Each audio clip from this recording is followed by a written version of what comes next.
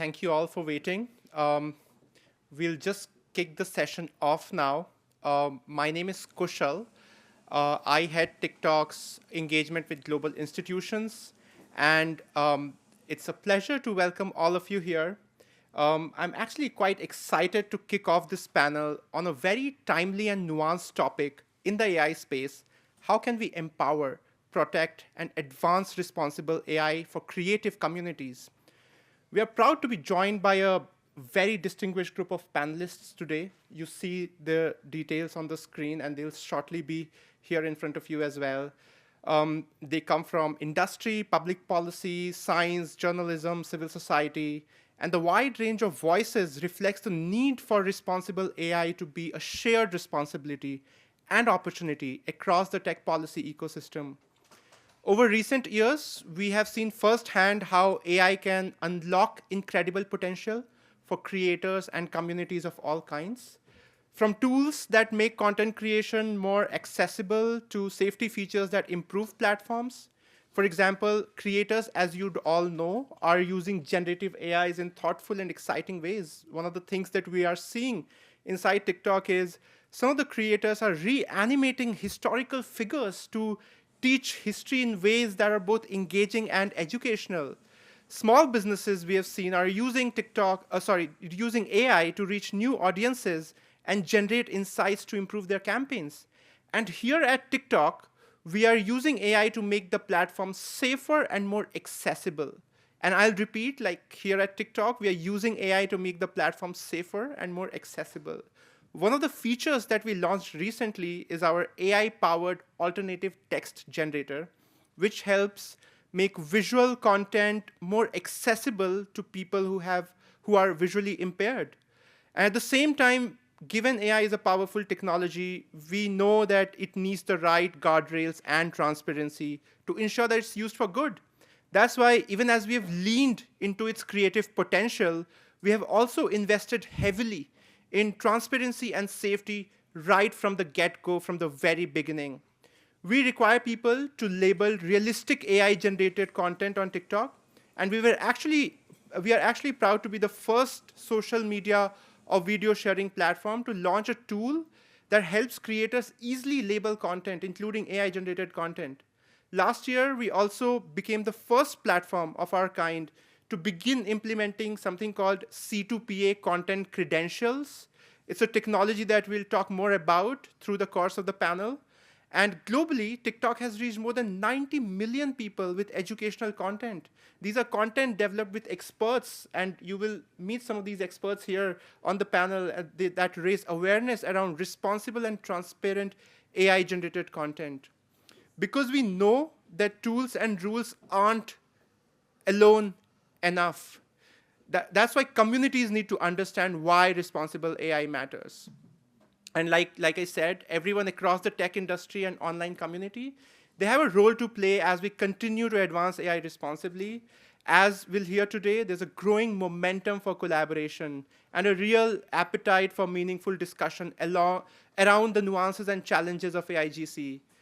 Just one example, when we worked with YouGov and Connect Safely on a study last year about how families talk about online safety, AIGC was the topic that both teens and parents said they are most comfortable discussing together. More than 80% of the people who took that survey said that.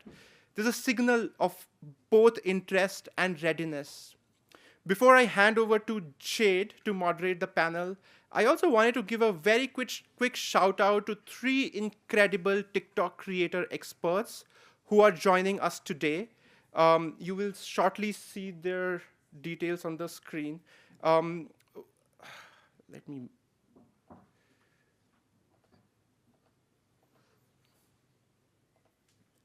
Yes, so Natalie, sorry, tech issues. So Natalie is from Australia. She creates AI-generated content, especially agentic AI-generated content. Sophia is from the UK. She's an award-winning journalist, content creator. And Tony is from Kenya, and he's an entrepreneur. He has written books, and his domain is edutech and social finance. And they will be here very shortly. Tony and Natalie are still in their sessions. You will get to see them after the session. Please feel free to catch hold of them, discuss about what they're seeing on the platform, what are the key trends that they are observing. And yeah, with that, I hand over to Jade to take the panel forward. Over to you, Jade. Yes, and the panelists, of course.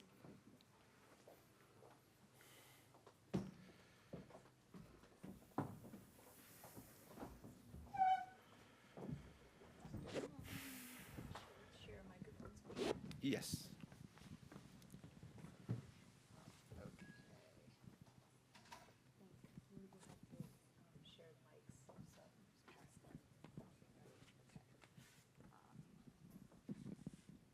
Okay, thank you all for joining us. We're very honored to have an amazing group of panelists here with us.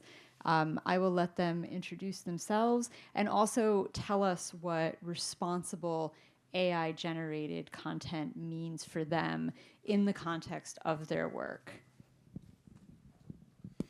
Hi, I'm Andrew Jenks. I am with Microsoft, where I'm the director of content integrity, but that is not why I'm here today. I'm here today because I'm also the chairman of the Coalition for Content Provenance and Authenticity, the C2PA, an organization that focuses on transparency and information disclosure and content integrity. That is a lot of what I think of when I think of responsible AI is how do we tell folks what's going on with the content that they're consuming, right? What does transparency look like? There are 1,000 different angles to responsible AI, but that's the one that I'm going to be hyper-focused on. So. Hi, everybody. My name's Mutale Nkonde. I run an NGO in the United States called AI for the People, and we are really concerned with advancing policies and practices that particularly reduce expressions of things like algorithmic bias, as well as upholding integrity, privacy, and security. But that's also kind of why I'm here, but not here. In my real life, I research and I'm at Cambridge University at the moment in the United Kingdom, and I'm really looking at the ways in which generative AI specifically is going to change online experiences. Hi everyone, my name is Areeq Chowdhury. I'm Head of Policy for Data and Digital Technologies at the Royal Society. The Royal Society is the world's oldest scientific institution at 363 years old, and we exist to promote science for the benefit of humanity. And we're also the UK's National Academy of Science, which means we have a role in advising governments and other decision makers about issues related to science. And in our team, we've been looking a lot at the role of AI for science, the development of AI in general, and also the impact of AI on disinformation, and in particular scientific misinformation. Before I joined the Royal Society, the most notable thing I did was produce deepfakes of Boris Johnson and Jeremy Corbyn, who were the political leaders at the time during the 2019 general election, and released those during the election to warn society that these deepfakes were coming. And I recall at the time there were some people who were saying that this isn't going to happen, and unfortunately we are where we are now. So I'm very interested to get into that as well. And actually, then in the last election, there are those deep fakes of faked Minecraft scenes. Did you follow them? They were really funny and obvious to any keen Minecraft player, myself included, that these were not real scenes of politicians currently in an election playing Minecraft. But someone on one of the most watched breakfast programs in the UK was talking about this going on, talking about them as very real videos. So you were really on the money early on because it ended up happening. I'm Sophia. I'm a journalist and creator. But why am I at the AI for Good Summit? I have reported as a platform accountability and technology reporter on the misuse of AI and how it can be amplified on recommendation algorithms. I've been the victim of AI misuse. My first book was in the pirated data set that has been reported extensively by The Atlantic and looks like it was used amongst basically everyone else's books ever to train large language models. But also I am a problem solver and I do a lot of work in journalism innovation in the United Kingdom, particularly around vertical video and fighting misinformation. So this year I won 2 prizes, one in the UK and one in the US, all to create a tool, an app on your phone that can help you turn your written work into a script primed for performing well on social media in order to try and amplify people's expertise, even when we don't have loads of time in our working day or loads of video training, trying to democratize expertise. So that's what I'll be talking about today. I love that term, democratizing expertise. Actually, you can keep that down there. You guys can share it, and then I'll pass this one over. Okay, thank you. Great. Okay. Well, we'll start with Andrew for some additional questions, and then head to everyone else. So, as you mentioned, you lead C2PA, which pioneered the content credentials system in advance of the AI boom. How has C2PA evolved as an initiative, including the technology itself as well as its overarching goals? All right, origin story time. So way back in the day, 2020, when we were all home from COVID, Microsoft partnered up with BBC, CBC Retro Canada, and the New York Times, specifically because they were concerned about the coming impact of deepfakes and how they were going to mitigate mis and disinformation concerns. We did a lot of work internally around figuring out ways that we could sign media, that we could actually authenticate media for video. At the same time, Adobe was working on the exact same problem for creatives. How do creatives maintain recognition for their work as it hops from platform to platform to platform without their knowledge? Those two groups got together and said, you know what, this is the same problem. Let's not do it twice. We formed the C2PA with 6 folks at the very beginning. We now have 300 and some odd in the standards body itself, and a couple of leverage organizations that bring that number up to 4,000, 5,000, somewhere in that neighborhood. How has the organization changed? In the beginning, we thought it was mis and disinformation, right? Like that was the problem we were trying to solve. That's what the world needed. Then in November 2022, ChatGPT came out, and everyone looked around and went, oh crap, how do we figure out like what's authentic and what's synthetic? And we're scouring for tools and ways to do this, and C2PA was relatively fit for purpose and got rapidly adopted for generative AI disclosure use cases. That's changed the focus of the organization quite a bit from one that's focused on authentic media to synthetic media. And now we're seeing transitions kind of back as that pendulum swings towards this concept of media that's on the continuum in between. The organization itself has published a series of specifications which are publicly available for free on the web right now. You can go to them on your phone. I won't be worried.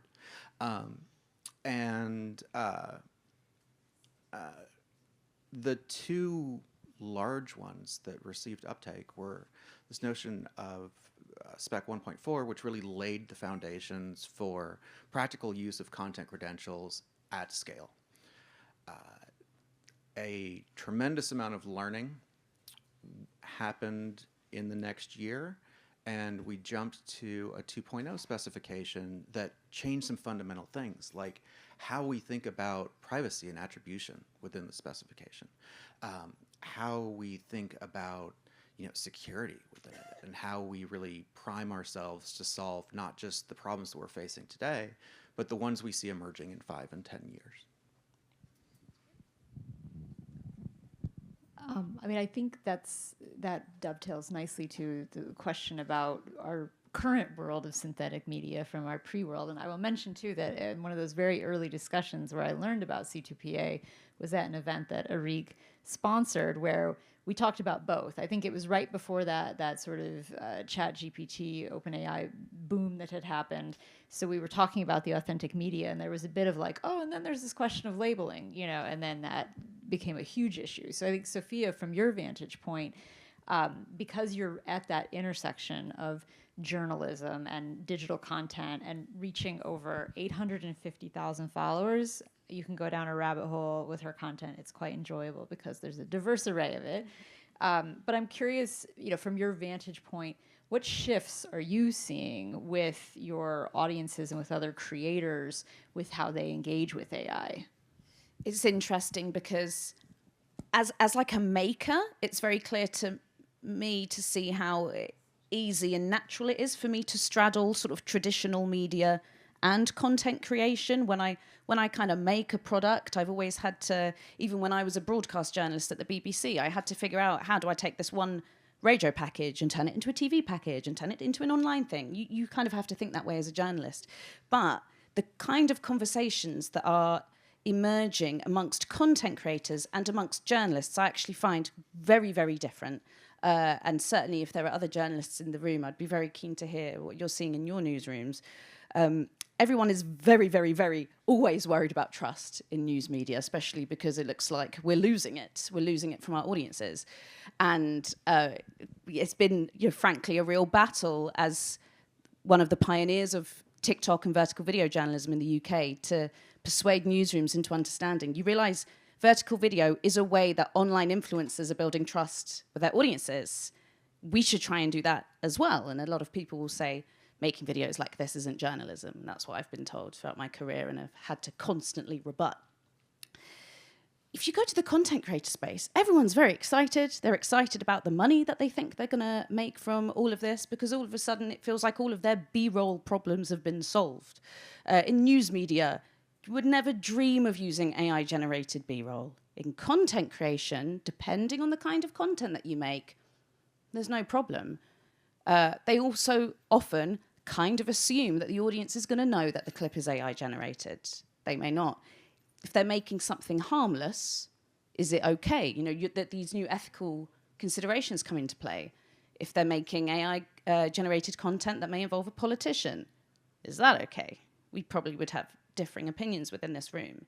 So I'm seeing very sort of fragmented and fractured conversations coming from each of those spaces. And I would like to see more cross-collaboration, certainly, between those industries, because I think online creators and influencers have a lot to learn from journalists, and journalists have an awful lot to learn from the other side as well. And just, it's really interesting how your own project, there were two problems that were actually the same problem. And I think it's the same thing with the industries I'm in. It's the same problem. The thing that content creators are the most nervous about is always IP.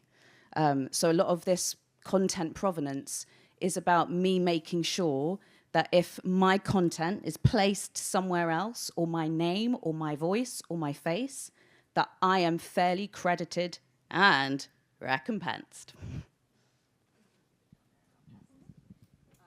So yeah, I mean, it's interesting because the issues that you're raising too are sort of next level problems that they're having, where they're thinking about IP, they're thinking about legitimacy of using AI in the content. But then when we look back at some of the regular users who are on the receiving end of that, I think, Mutale, that makes me think, what does an inclusive approach to AI fairness and digital literacy look like? And how can platforms and policymakers ensure that their efforts to educate users about AI-generated content reach and empower communities, all of the different communities that are consuming that content?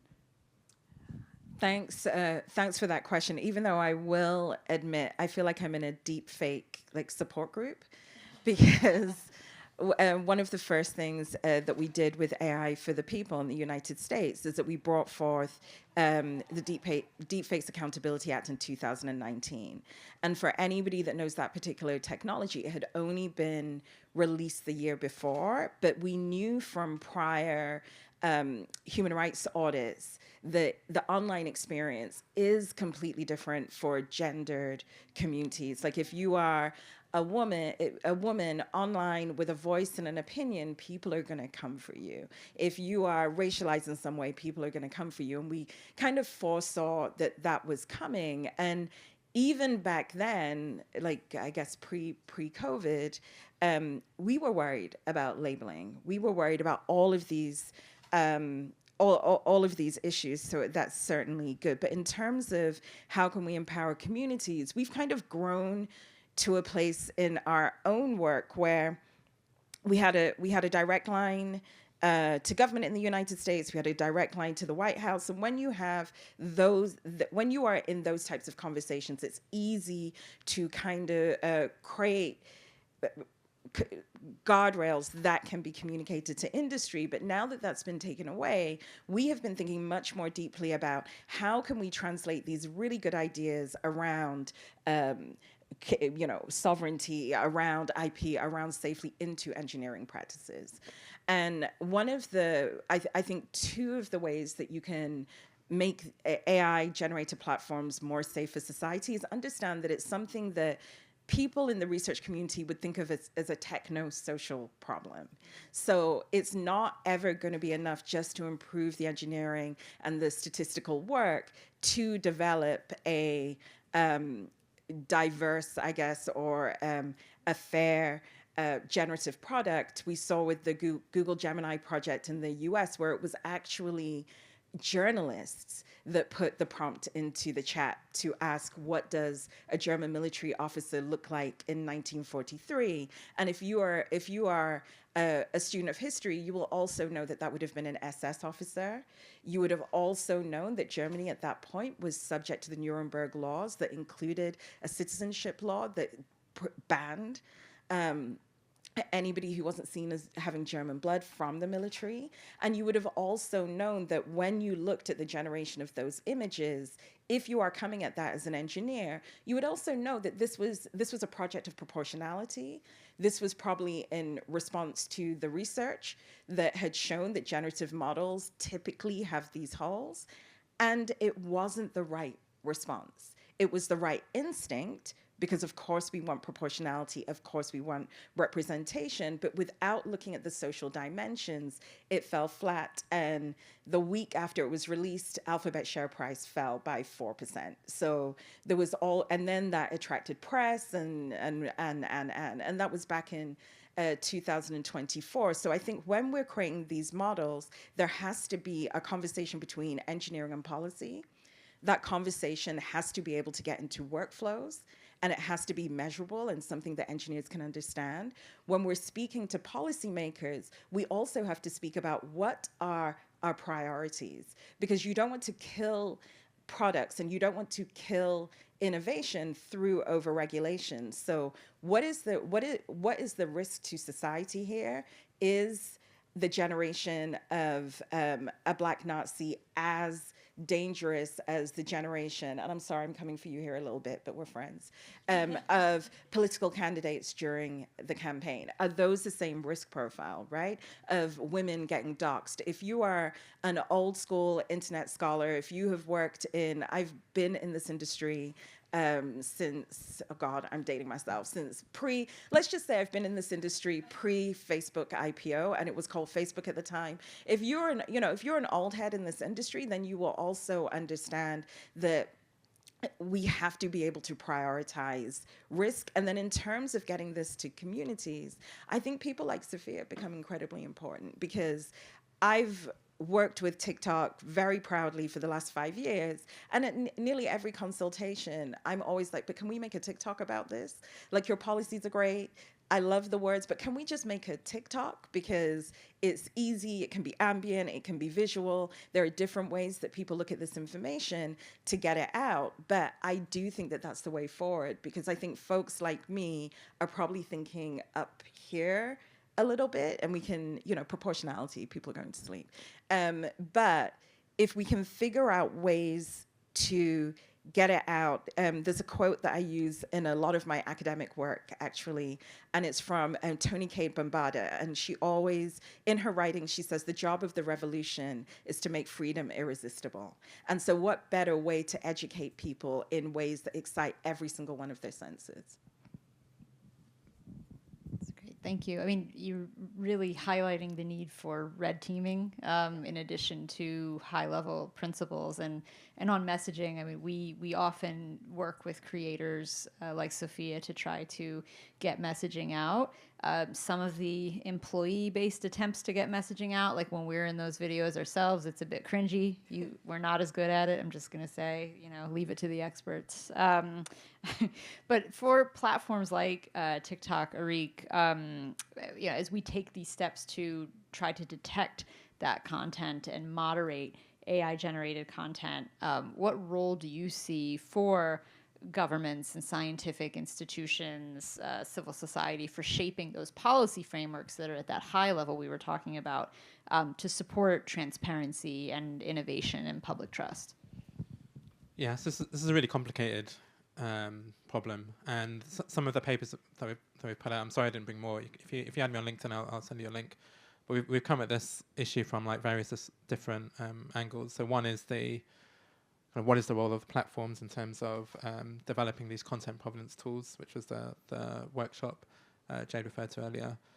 Another angle we've looked at is what is the role of scientists and the community in terms of actually red teaming these platforms. And one example we did ahead of the 2023 AI Safety Summit, we did an exercise with climate scientists and infectious disease experts to break the guardrails of Meta's large language model, Llama 2, to demonstrate actually that you need expert voices involved in the design of those guardrails because they're able to rip holes throughout that platform. And we've also looked at it from the angle of how effective are things like content warnings. So there'll be a paper on your table looking at the efficacy of deepfake detection with and without content warnings, and the result of that basically was the vast majority were not able to detect a deepfake even when they had a warning. It went up very slightly, which then means you have to think much more broadly than the technical solutions, which are still very important. You need to then focus on education, which is why we've looked at this idea of information literacy for adults, and in particular we looked at information literacy amongst marginalised communities in the UK, in particular people that speak English as a first language.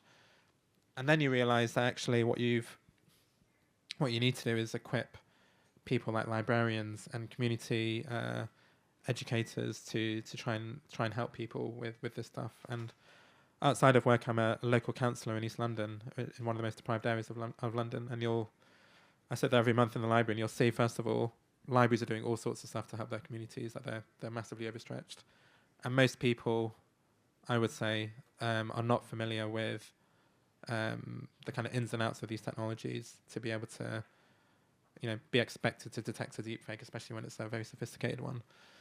And then with this space, we also have to think, and again, this is what I was trying to do with the Johnson Corbyn deepfakes. You have to project like 20, 30 years into the future, because if we're going to think about the lessons from the past 20 years of social media, the big lesson is policymakers need to move much faster, and everyone in the community needs to think much smarter about how to design guardrails for the kind of negative outcomes. Actually, sorry, one more point I would make is often it's easy to think of the sort of negatives, and we do that a lot, obviously, in the Royal Society, and any policymaker really is focusing generally on negatives. But there are lots of positive applications. So we published a report 2 weeks ago called Disability Technology, which is looking at how technology can serve people with disabilities across all aspects of life. But we also looked at the role of AI, and I noticed, Kushal, you mentioned AI-generated alt text. That's an excellent application of AI. But there's also work being done on AI-generated sign language and stuff like this. So we need to think also about how to create an environment where you can actually create that stuff, and that involves thinking about data governance, IP, and those sorts of questions too. So there's enormous amounts to think about. That's super interesting. And on the libraries point, actually, we made some bookmarks for libraries for parents to pick up with some just safety tips. And I think it was kind of like, what grassroots kind of thing are we not thinking of that we can try to advance? So maybe we can get you some of those. But I think on this question of where do we go next in terms of including mitigating bad things we haven't anticipated, but also thinking through good applications we haven't thought about yet. I mean, Andrew, how are the technical standards for C2PA evolving to support the future of content provenance and some of these other issues we're talking about? And we have legislative drivers, I think, at this point, but does that solve all of the challenges, or is there still work to do? If I say yes to that, I am unemployed. So let's go with no. We are not done. We're not done by a very wide margin. We have what I consider the basic building blocks to express transparency and content integrity on the internet and in digital media now. That is nowhere near enough. One of the things that C2PA is focused on now is this notion of conformance. So, cool, you have built an implementation. Does it work? Does it follow the spec? Is it interoperable? Does it do what it claims to do? Is it a bad actor in the environment? With the launch of the conformance program, which just came out a couple of weeks ago, actually, we are, for the first time, kind of wading into making sure that the actors in the ecosystem are well behaved. I think that's going to be critically important moving forward. I'm also worried about an awful lot of kind of leading issues that we see in terms of content. I talked a little bit before about this dichotomy between authentic content and synthetic content. That doesn't actually exist. Nothing that you see in your daily life is 100% authentic or 100% synthetic anymore. It is some continuum of all of it.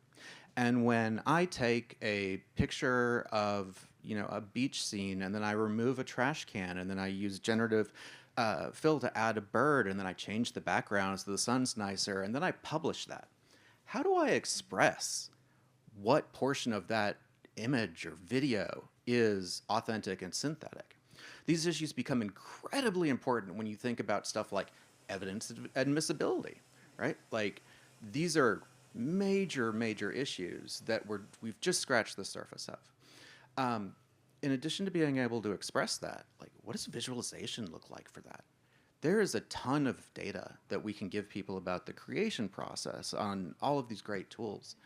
How does my grandmother make sense of that, right? Like, the UX and the UI issues for content are very difficult for still images.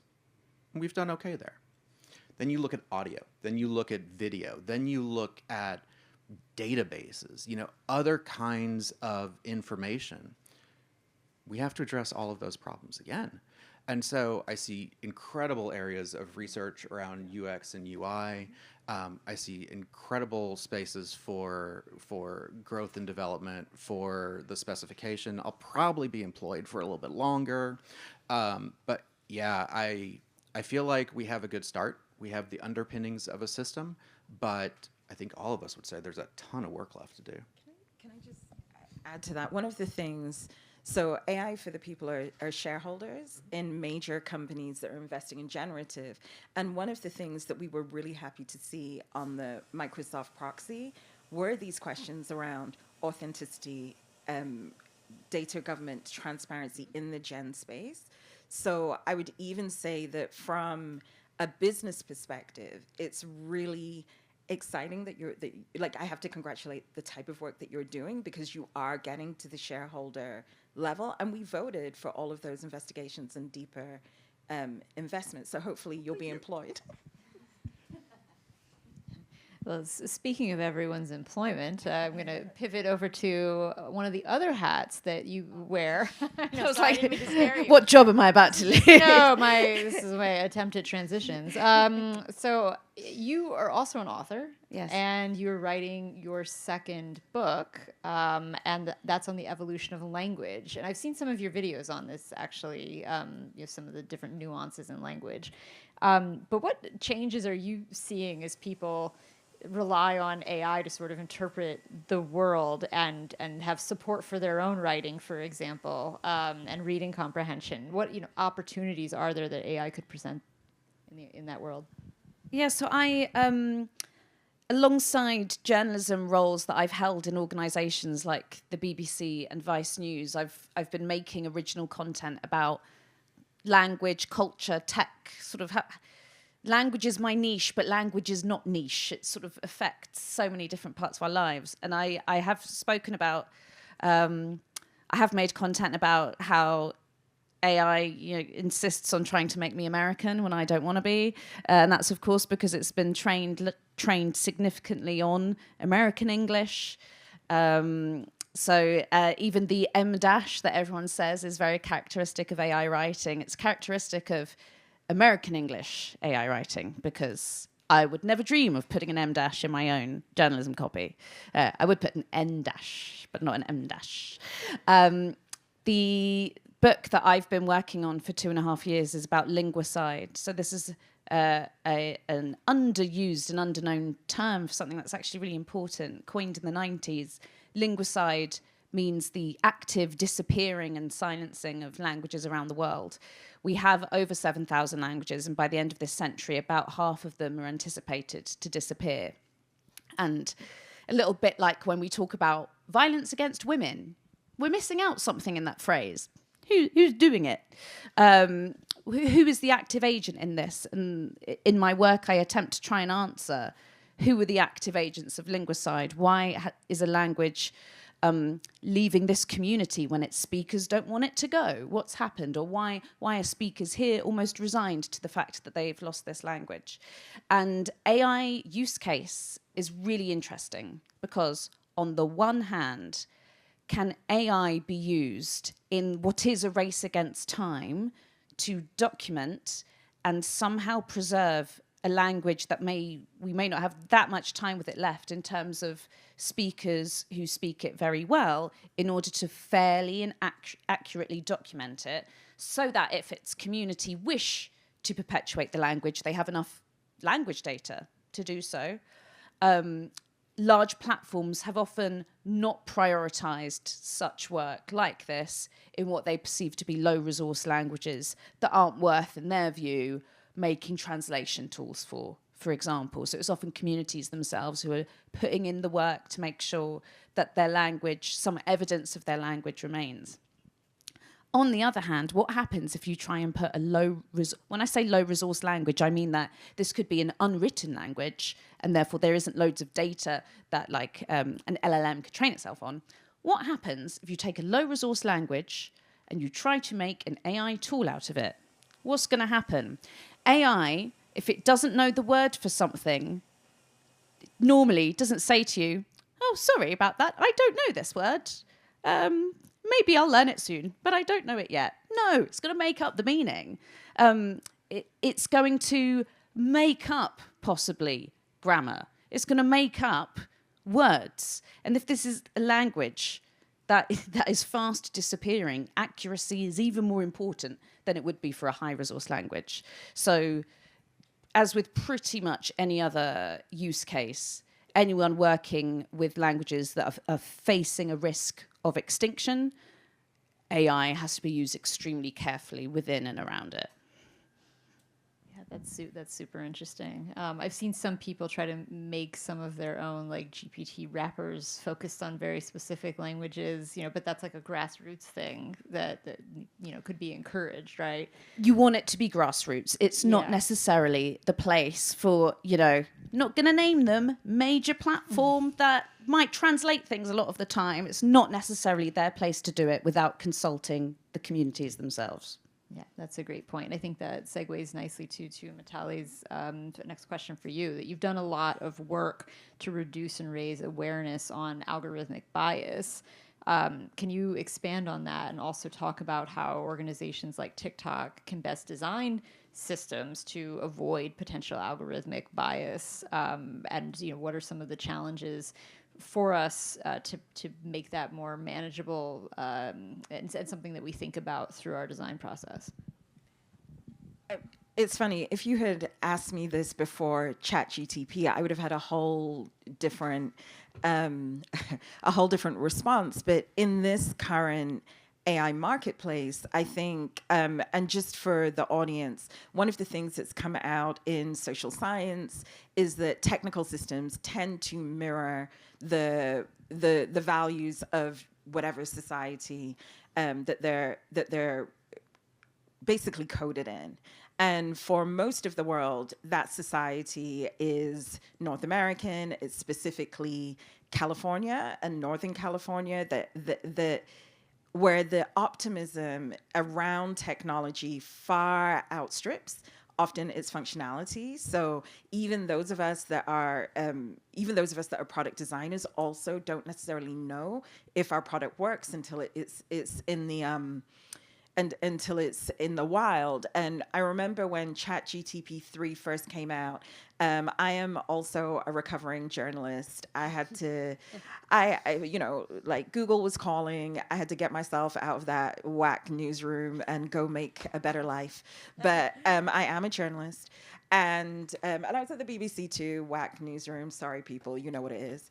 But one of the pieces that I wrote for Slate was asking ChatGPT 3 just to ask what the relationship between Bessie Smith and Mahalia Jackson is. And for those of you that don't know, Bessie Smith is the first ever multi-platinum pop star that the world has ever known. Black woman in the 1920s. She's the first person ever to be signed to Columbia Records, and she's actually the influence behind Tina Turner, and Tina Turner is the influence behind Beyonce. So if you're a musicologist, then if somebody says Bessie Smith and they're coming from the African American experience, they're going to know who Bessie Smith is. Mahalia Jackson is a gospel singer, a star in her own right in that genre, and honestly, if it wasn't for Jim Crow and all of these other peculiar American institutions around race, Mahalia Jackson would be a huge star too. So I sneakily went in with my journalist hat to ask what the relationship was. And what ChatGPT put back to me was a Wikipedia page about Mahalia Jackson and a Wikipedia page around Bessie Smith, but it couldn't make the connection between the two. And the reason that it couldn't make the connection between the two is that there probably were not people training the model who would have known that the music, the Taylor Swifts, the Billie Eilishes, all of these pop stars that we see today are modeled on these, not forgotten to me, but forgotten to the world, models. And I wrote about it. And what I was really writing about wasn't just the whole in the data set, it was also the fact that, to Sophia's point, it just made up BS. And in making up BS, potentially would have erased this legacy, because if you're a researcher like me, you also know that people overtrust technology. Yeah. And so they would overtrust this erasure of the minority voice. And this would have worked with any kind of global South use case. And so when we talk about bias now, we have to also talk about the fact that the data set is live in many ways, the fact that the data set hallucinates. And I think for companies like TikTok, one of the easiest fixes is get your AI tools to do low stakes things. Get them to, I don't know, make the sun brighter or make my hair shinier. Maybe don't get AI tools to solve big societal problems. There is going to be a nosy journalist that's going to come and break your system and show you how you can't do that, and be sneaky. I was being sneaky. I had watched what the responses were in relation to women's history and African American history, and I wanted to get a commission, and it was easy.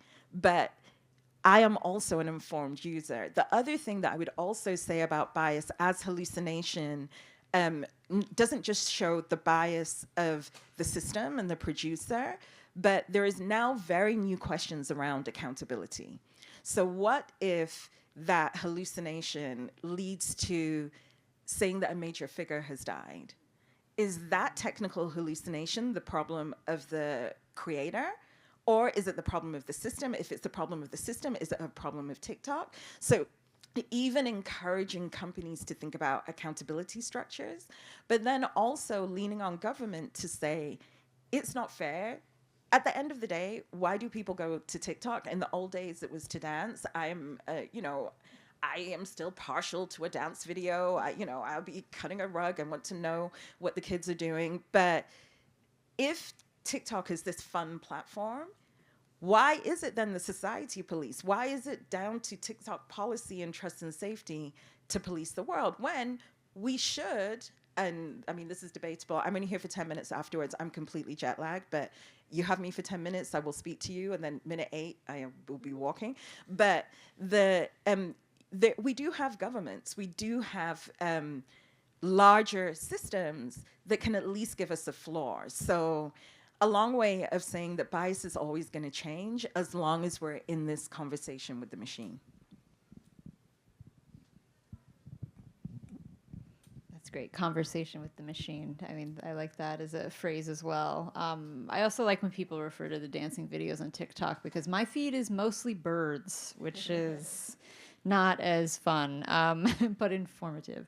I mean, you mentioned the role of governments at the end, and I think, Areeq, we can transition to you. What does meaningful collaboration look like between platforms and governments and civil society and communities as well as a player?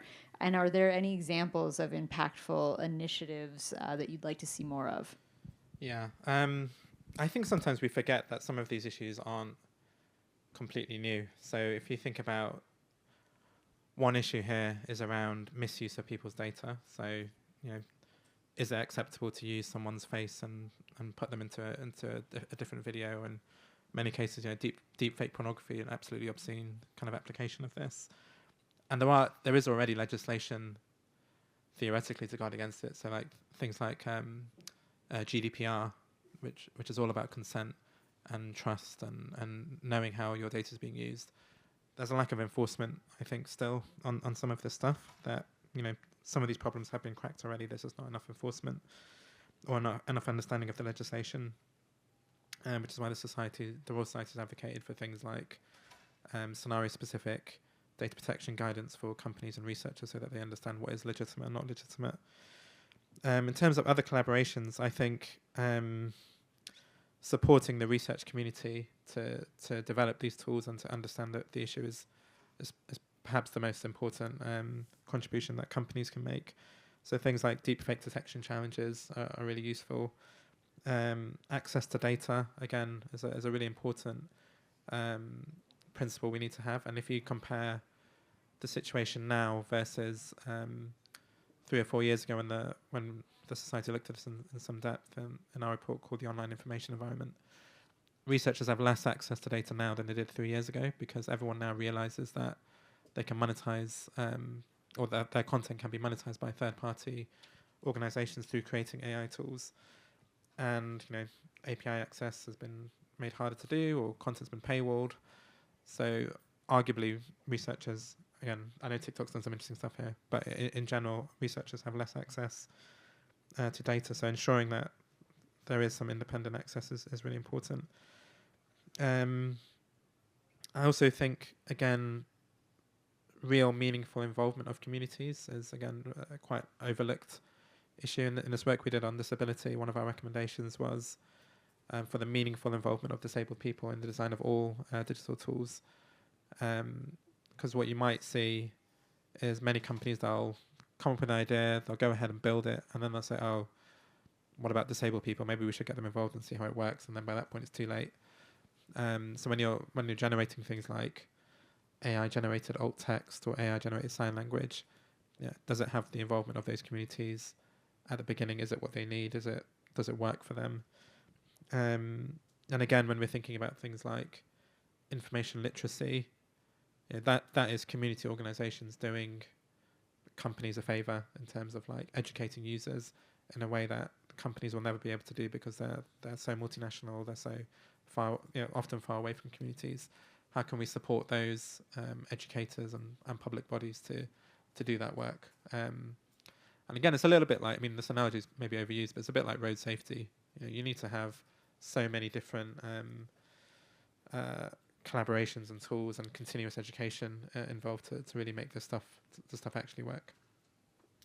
Just constant consultation on what is necessary at that moment for that education. Because by the time you think about a campaign, some new thing may be happening that is already out of date. So it requires, I think, monitoring like we do what's happening with the community, what are they seeing, and then also talking to experts like Mutale, who's been involved in our Safety Advisory Council. And also our internal experts as well, some of whom are in the room. Thank you all very much. We're going to turn it over for a quick Q&A, about 10 minutes. If anyone has any questions, you can take my mic. Yeah, we can do 2 or 3 questions. I can give you the mic if you have. Yeah,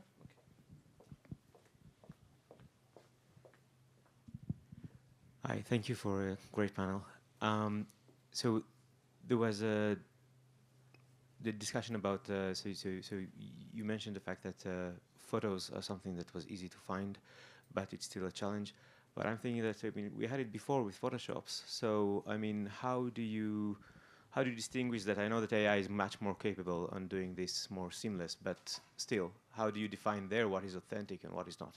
So it's not much more capable. I mean, it is if I'm trying to use Photoshop, but for a good Photoshop user, it's not much more capable. The first viral falsified image came out in 1995, and it's helicopter shark. Famous picture of a shark jumping up to eat a helicopter. Totally fake. Photoshop. At the time that picture came out, Photoshop cost like 10 grand. You had to have this massive workstation to run it on, and it would take like a week to render that picture. I can do that same thing on my phone before I hand the mic to someone else now, right? Like what we're talking about here is a significant change in scale and reach of tools. We aren't necessarily making things that we couldn't make before, but there are an awful lot more people who are capable of making them now. On one hand, that's really cool. I can pretend to paint, and I couldn't ever do that before. On the other hand, when you open up access to a large number of people to any tool that has a downside to it, you get a lot more malicious actors. And so what we're dealing with now is just there's more folks who can do the things that were being done with these large, expensive tools before in very simple, very quick ways. And we're seeing a huge amount of this content coming out as a result. Gisela, I know you. Hi, thanks so much. I've got so many questions for all of you, but I'll limit it to one. I work for UNHCR, the UN Refugee Agency, on info integrity. Great to see many familiar faces. We did a session yesterday actually with Google and the Swiss on trust, and one of our challenges is with the increasing volume of AI-generated content, how do people in conflict and war determine what they can trust when information can be life or death? The flip side of that is that real, authentic content can be then attacked and discredited as being fabricated. And so this pulls into question, how do we bolster trusted sources like UNHCR and others? So just to get your thoughts, are you seeing this as well, that flip side of real content? Although I take your point, what is real content? But particularly trusted sources, how do we push that up and in front of people? Can I do this real quick and then I'll hand it off? Yeah. The first proof of concept we ever did to demonstrate C2PA was this little camera app that ran on mobile devices. And its purpose was to be deployed in the Ukraine right after the start of the Russian invasion. It was used by an NGO on the ground there to take authentic photos of UNESCO and World Heritage sites, cultural sites, before they didn't exist anymore.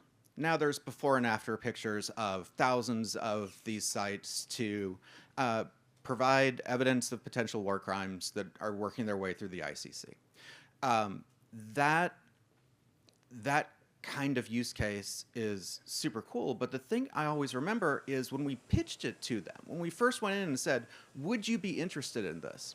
The first response we got was, you mean Russia can't tell us that it was photoshopped? Yeah, that's what we mean. Like, you can prove where this picture was taken now. And there was a huge desire for that, right? And so I think the scenarios around proof of authenticity of the reality that we all share, and whether that's correctly reflected in the digital world, is hugely important. And it's hugely important in war scenarios, but also on Match.com, right? Like on Airbnb, on every one of these internet-based systems that we have today where we exchange information like this. The other thing that I would add is UNHCR is obviously a well-respected, trusted source, but it doesn't preclude the need for local voices. So a very, very early project we did at AI for the People is that we ran tests around the US 2020 presidential election to find out who people actually believed around the candidates. And what we found, and I'm sure if we ran the same test, we have all the data, what we found was that people were really trusting of people that they felt that they knew. These are parasocial relationships.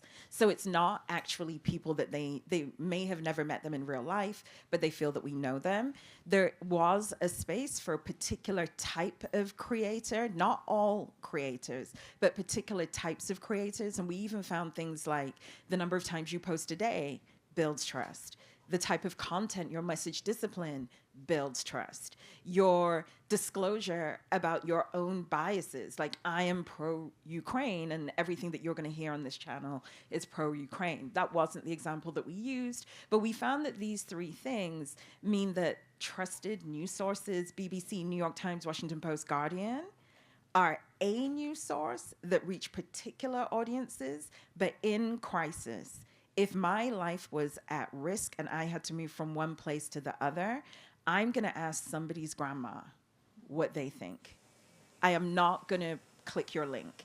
Beyond that, in the African context, much of this news are downloaded pieces of content for somebody that has enough electricity for the internet into WhatsApp groups. So you're actively taking this offline. And then I'm Zambian. I'm in a Zambian family WhatsApp group. The wild things that my aunts and uncles are like, and I'm always the one coming in being like, no. That person isn't a witch. You may not like them, but they're not a witch. But I do see like. What do you think? Like, there's a rumor in the chat that I'm rich. I'm like, forget that immediately. Like, that is disinformation, not even misinformation. So I think thinking very carefully and not falling into the trap that we are trusted and really going to community. And I think Jade made a great point around videos made by staff versus videos made by somebody like Sophie. For example, there's a difference, right, in terms of authenticity. And then the last thing that I would say, and this is something that I have to really applaud TikTok's trust and safety team, are pop-ups. We've had so many things. Check the website end. Is it .me want to steal your money, or is it .co.uk? You know, that kind of thing. Quick things with audio. So not just the pop-up, but within app with audio. Those have also tested really well. Starting most of my answers with, this is very difficult. This isn't recorded, is it? Yeah. Okay, so with effect. Is it recorded? This is recorded. It is? Okay, fine. I'll tell you my real answer later. But something we identified in our report in 2022, the online information environment, was that a lot of misinformation can come from political actors. So when thinking about do people trust the UNHCR or other organisations, it's a lot of the lessons over the past 10 years. We had Brexit in the UK where lots of politicians were kind of criticising experts.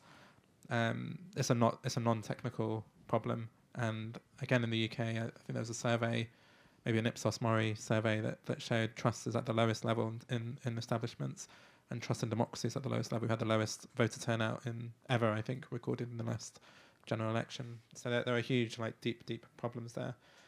And I think that, again, the only real answer is for institutions to really think about how connected they are to the people that they're there to serve, and how can they rebuild that trust, because it's at record lows across the board, I think. One small thing to add is that in the digital news report, the most recent one that came out from the Reuters Institute for the Study of Journalism, found that under 35s are increasingly using comment sections to fact check. And when I read that for the first time, I realized I've been doing that for a really long time. I just never articulated it or thought about it. And now that that awareness is out there, we should be seeing comment sections filling up with journalists representing themselves as individuals. We should also see news publisher accounts. We should see organizational accounts like yours in comment sections being extremely active, because as you described, this is where communities are already kind of peer-to-peer fact-checking. I'm always asked sort of, there's no regulation in the sort of content creation space, and all this sort of stress about it, that there's loads of regulation in journalism and none in content creation. And as a content creator, to say that I'm allowed to do sort of whatever I want and that I'm not held to account by the court of public opinion or my comment section, I would be misleading you if I told you I could do whatever I like. So the power of the comment section, I think we need to stop underestimating it. Yeah, maybe I'll quickly add, we actually saw that, and we saw that community actually wants to add in their voice, and then we rolled out a feature called TikTok footnotes, and that was not to replace fact checkers. We are still very committed to fact checking, and we are still very committed to content moderation, but then this additional feature, which is TikTok footnotes, is just a way for the community to also add their voices in. Yeah. Maybe one last question, and then we break. Yeah. Hello. First of all, thank you for your talk. Always good to have more intelligent people talking about stuff like that. It's refreshing. My question, I guess, is kind of broad, or the idea is that we discuss all those topics about AI. Reality is one of them. What can we trust with our eyes, etc. It's just one micro topic, and it's already a big one. We see that in every industries. And I feel like the general public doesn't seem to completely realize how AI is going to change a lot of things. I don't know if they are fed up with the new big thing. Every time we had crypto, we had metaverse that kind of flopped, and so they're like, oh, it's another bubble. My question, I guess, is how do we make the general public understand how it's a huge shift? Like, it's not just the funny chatbot where you can do a toy version of yourself or whatever. It's like actually something that can profoundly change the world. How do you make people understand that? One of the new directions in my work, at least, is linking AI and jobs as a way to demonstrate societal impact. And rather than the niche use cases, like trying to find out if they could make this connection between musical players, really working with a lot of economists to say, yes, the chatbot can answer your question around how do I make carrot soup, but it could also potentially answer a question for your boss, and it doesn't need time off. It doesn't need pay. It doesn't mean beyond, and thinking about the industries that are collapsible. So in a lot of my talking, I ask people if they have checked themselves, if they have been to a grocery store recently, and who checked them out. And I live between New York City and the UK, and in New York City, people check me out, and I can tender them money. In London, for some reason, Tesco, Sainsbury's, Boots, Marks, I don't care what the retailer, they seem to think that I work for them, and I have to check myself out. And it's actually very difficult to tender a pound or a penny. And there would have been a time that somebody was behind there, and then go in and explain, this is facilitated by sensors, this is facilitated by computer vision, this is facilitated by all of these different AI systems. Some are generative, some are not. If you use a particular card, that data can be stored to push you recommendations. That's probably a generative feature. And these are the very, very small ways in which it's coming into your life. And it's been effective because I think if you start backwards by being like, the sun isn't real, it was, that is, people don't get that, but people understand money. People are feeling the economic bite right now, and people are looking for answers. And the truth of it is, it's not migrants stealing your job. It's people that it's the iPad at McDonald's that is stealing your job, not women, migrants, all of those other things. We have also underserved and underinvested in media literacy for at least as long as I've been alive, right? If you look at the stats on media literacy, kids today are worse at figuring out whether something is trustworthy or not online than they were 5 years ago, 10 years ago. The stats are getting worse. This is an area where we need a ton of, honestly, governmental support, right? Like, the type of campaign to make people aware of what AI is doing and what it's capable of doing is probably on the scale of the recycling campaign, right? Like, this is a big thing. And no one institution can do that. That needs to be a public-private collaboration. One of the benefits we have is that, journalists like y'all are recovering journalists. Sorry.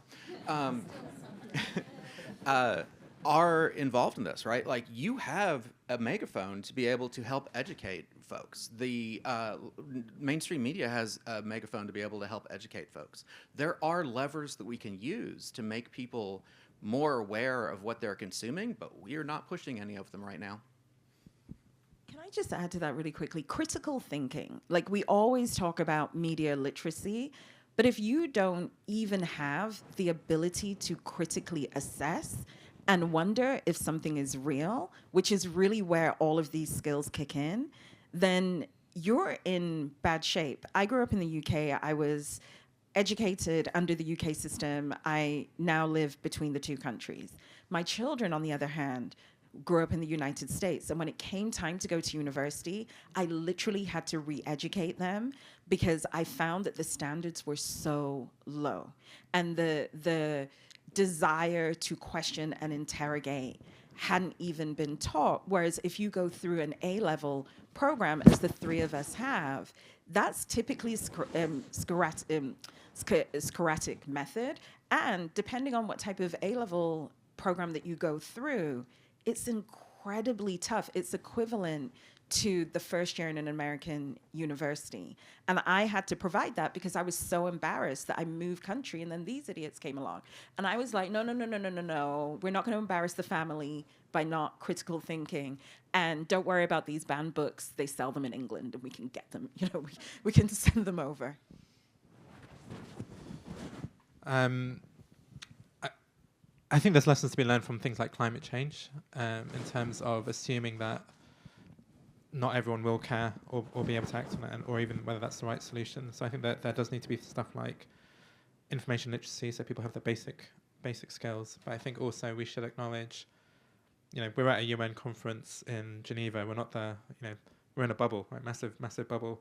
And most people, they don't, when I do my council surgeries, doing this for 4 years, not a single person's ever come in and asked me about AI. They ask about housing and financial problems and stuff like this. So I think whilst we need to invest definitely in information literacy so people have those basic skills, we need to think about the bigger structural changes. That is the role of the policymakers and the companies and these other establishment organizations to think about what is the systemic changes that means that people don't need to care about when it comes to these effects. So when it's impact on jobs, how are we thinking about retraining or disinformation? How are we think about detection so people don't need to think about it? Platforms are removing stuff or labeling stuff or whatever it might be. So that'll be my 2 cents on it.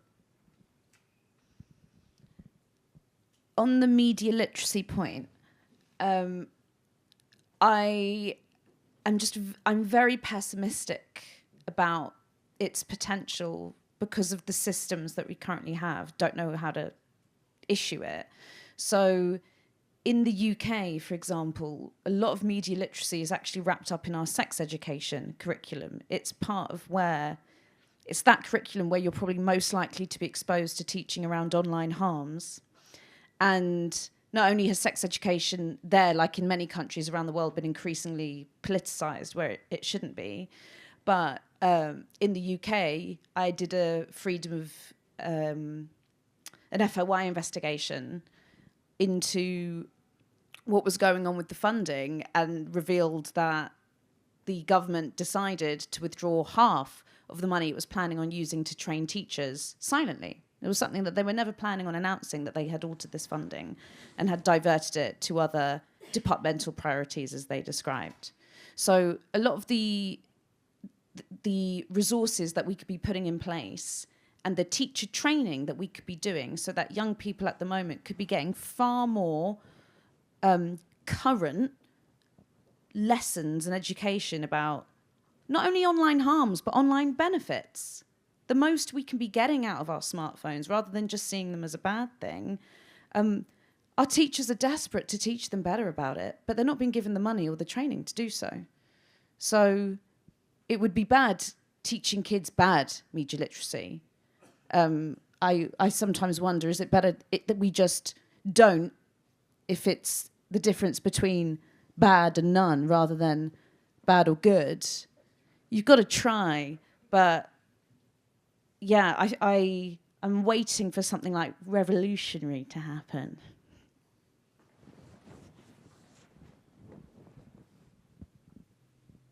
Well, I think for TikTok, this gives us more to think about in terms of how we can help, in that role. I mean, to your point, I even have conversations with my friends where I sort of sheepishly bring up when I used AI for something, and they kind of look down on me. And I think, like, all the people in this room need to deal with that weird stigma that's happening, because to help them, not to help ourselves, but to help them augment their jobs in the future and make their lives easier. Everyone who looks down on you and says, I would never uses, and they don't know what an LLM is. I've learned that. I've used that acronym, and people are like, the ladies love Mario. Like, they don't know, like, what does that stand for? So that's, a high bar already. But to tell them, these tools can help you, and if you don't figure out how they can help you, it's going to be a much more difficult future. And I think, talking earlier about examples that people don't already realize are automated, these sensors all around us. People love autocorrect on their phone, but don't realize that's AI as well. So I think finding those examples of things that people are used to that don't scare them, it's not witchcraft, that you can build into that. Yeah. And I think it's time to wrap up. This has been an amazing conversation. So thank you very much to all of our panelists. Give them a round of applause, please.